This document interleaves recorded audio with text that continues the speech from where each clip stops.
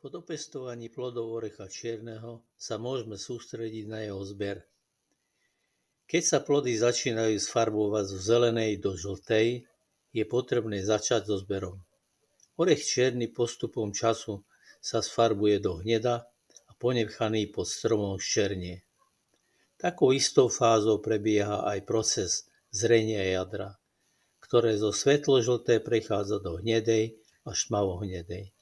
Ponechaním jadra v neočistených orechoch od šupky orech stráca príjemnú chuť a prechádza do horkosti. Pre získanie chutného jadra je potrebné zber realizovať hneď po sfarbení plodu do žlta, a to striasaním, obíjaním tak ako u vlasky orechov. Hneď po spadnutí už prináša zhoršenú chuť. Keď je plod očistený a umytý, môžeme pristúpiť k sušeniu. Plody rozložíme v jednej vrstve na 2 týždne do chladu a suchého miesta. Po usušení orechy balíme do sieťových vriec a uložíme ich do chladu a tmy. Nakoľko celé orechy nerady kupujú, pristúpime k lúpaniu, drveniu. Zatiaľ môžeme hneď po tom, ako orechy uschli, do takého stavu, že pri potrepaní začínajú klopkať.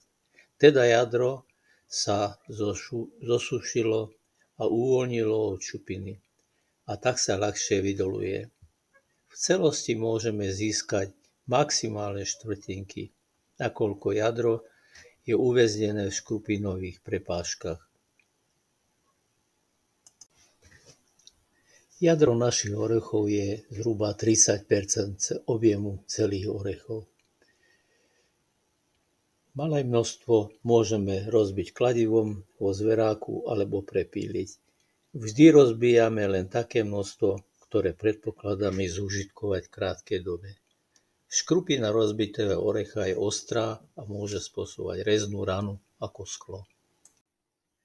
Pre väčšie množstvo rozbíjania použijeme pákový luskáčik a pre veľké množstvo mechanický drvič.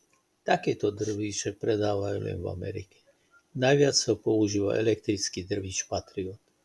V našom prípade šikovní majstri vedia vyrobiť zariadenie, ktoré rozdrví tvrdý obal.